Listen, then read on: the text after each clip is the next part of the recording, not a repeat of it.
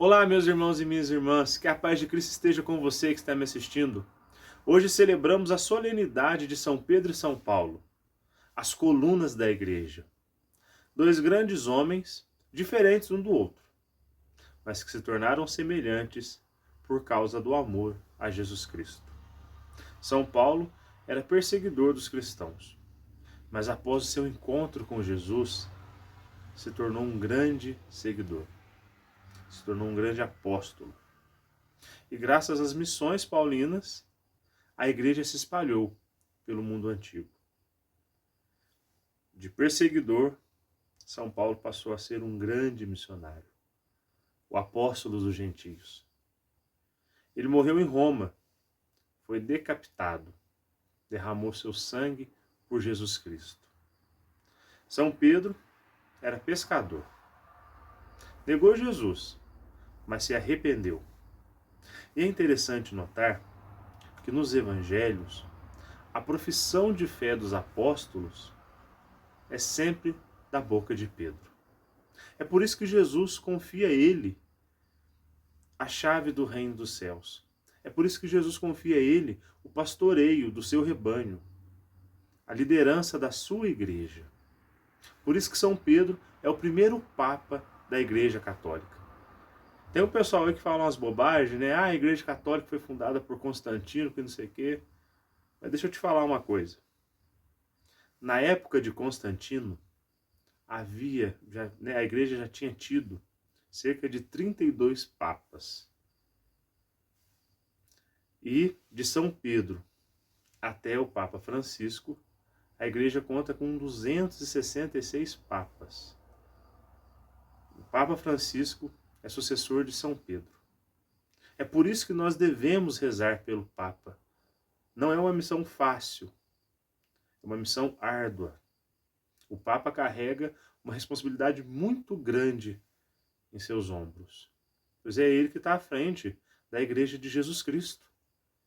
Jesus hoje olha para o Papa Francisco e diz: apacenta as minhas ovelhas. São Pedro morreu crucificado de cabeça para baixo, porque ele não se achou digno de morrer como seu mestre, como Jesus.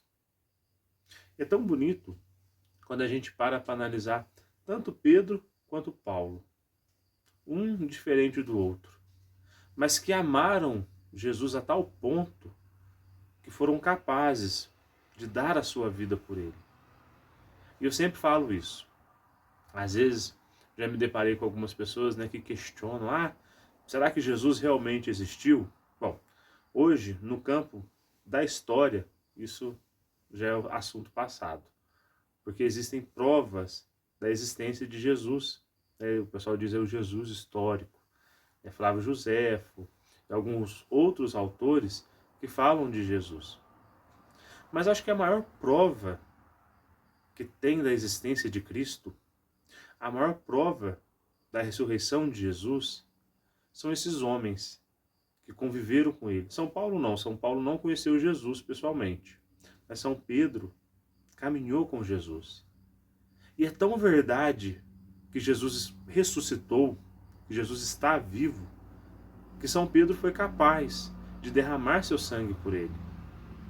Ninguém morre por uma mentira.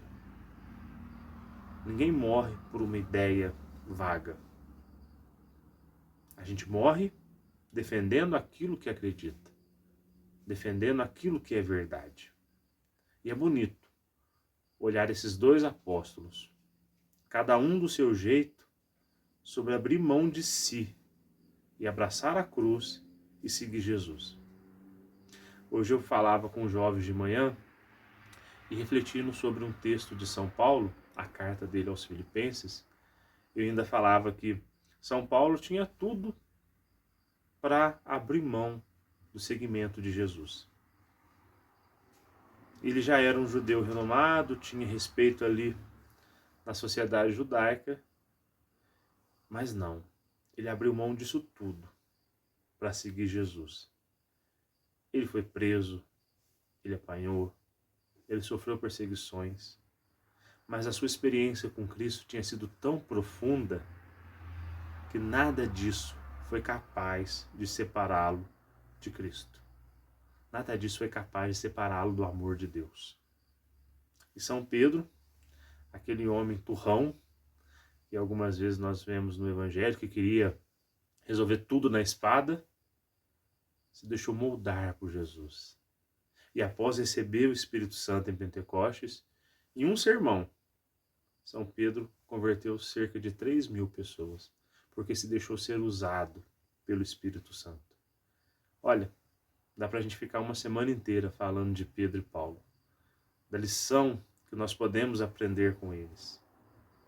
Mas a principal lição que eles nos deixam é a fé.